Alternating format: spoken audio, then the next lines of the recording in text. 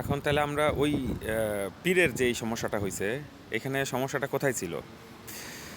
কাদেরিয়া তরিকা, চিস্তিয়া তরিকা, নকশবন্দিয়া, মুজাদ্দিদিয়া, 4টা বড় তরিকা বাংলাদেশে করে। এছাড়াও পৃথিবীতে আরও বিভিন্ন বড় তরিকা আছে।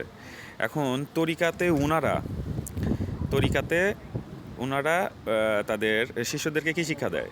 যে তোমরা পীরের ধ্যান করে অজিফা পড়বা।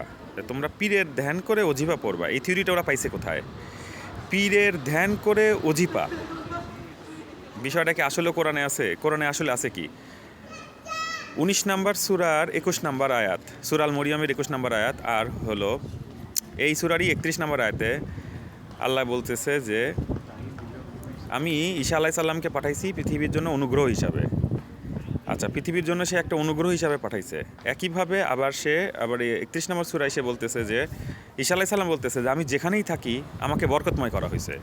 তাহলে ঈসা আলাইহিস সালামকে যদি কেউ কল্পনাও করে সেটা তার জন্য বরকতময়ের কাজ হবে।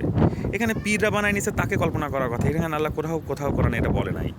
এখন কাদেরিয়া তরিকা, ঠিক আছে, আহলে বায়াত, অনেক কিছু এখানে তারা আনতেছে, কিন্তু তারা তো পীরের যে ব্যাপারটা বোঝাচ্ছে এটা তো আল্লাহ কোরআনে বলে নাই। একইভাবে চিস্তিয়া তরিকাতে তারা পীরের কথা বলতেছে, কেন এখানে পীরের কথা আসবে? এখানে রুহু আল্লাহর কথা বলে গেছে। রুহু আল্লাহ হলো আল্লাহর বাক্য। তাহলে পীরের ধ্যান আর ঈসা আলাইহিস সালামের ধ্যান কোথায়? মানে আল্লাহকে নিয়ে ধ্যান আর কোথায় শয়তানিক নিয়ে ধ্যান? ব্যাপারটা এরকম হয়ে গেল।